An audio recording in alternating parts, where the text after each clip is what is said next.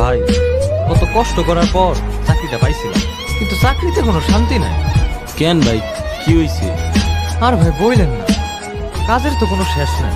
আর বস যে বেড়া দেয়, বেতন দেয় মাত্র 20,000, আবার বেতনও কাইটে রাখে। কেমনে চলে ভাই কোন?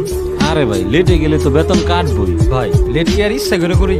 বাড়ি থেকে তো আগেই বেরোই, কিন্তু রাস্তায় যে জ্যাম, আবার ঠিক মতো গাড়িও পাইনি। নিজের যদি একটা বাইক থাকতো তাহলে ঠিক মতো যাইতে পারতাম। আপনার এই বাইকটার দাম কত নিয়েছিল ভাই? আমার এই বাইক 2 লাখ টাকা নিচ্ছে।